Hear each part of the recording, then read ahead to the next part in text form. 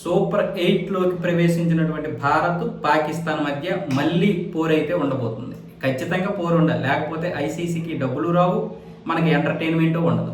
అసలు పాకిస్తాన్ భారత్ మ్యాచే లేకపోతే ప్రపంచంలో చాలామంది కుదేలైపోతారు, ఏది వ్యాపారం చేసుకునేటోళ్ళు. ఇక భారతీయులు అయితే నిరాశకు గురవుతారు. మనం అనుకుంటాం కానీ ఐసీసీ ప్లాన్ చేస్తుందని మనకు కూడా ఇష్టమే భారత్ పాకిస్తాన్ మధ్య మ్యాచ్ అంటే. ఎందుకు అవన్నీ మనం ఐసీసీ మీద నెట్టేస్తాం. మనకు ఉన్నటువంటి ఇంట్రెస్ట్ ప్రకారమే వాళ్ళు వేల కోట్లు సంపాదించుకుంటున్నారు.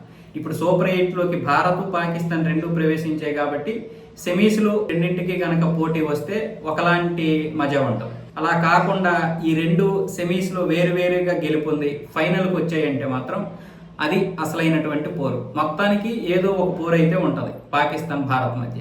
సో ఈ రెండు దేశాల మధ్య పోరు కోసం అందరూ ఎదురు చూస్తున్నారు. ఒకవేళ పాకిస్తాన్ ఫైనల్స్కి వస్తే అది శ్రీలంక వేదికగానే జరుగుతుంది. ఒకవేళ పాకిస్తాన్ ఫైనల్స్కి రాకపోతే భారత్లో జరిగే అవకాశాలు ఎక్కువ ఉన్నాయి. శ్రీలంకలో జరగాలంటే పాకిస్తాన్ ఫైనల్స్కి రావాలి. మొత్తానికి సెమీస్లో కానీ ఫైనల్స్లో కానీ భారత్ పాకిస్తాన్ మధ్య అయితే గట్టి యుద్ధమే జరగబోతుంది. సో ఇలాంటి పరిస్థితుల్లో మనం ఐసీసీ కావాలని ప్లాన్ చేస్తుందనడం ఎందుకు? ఇది క్రికెట్లో భాగమే, మనకే ఇష్టం.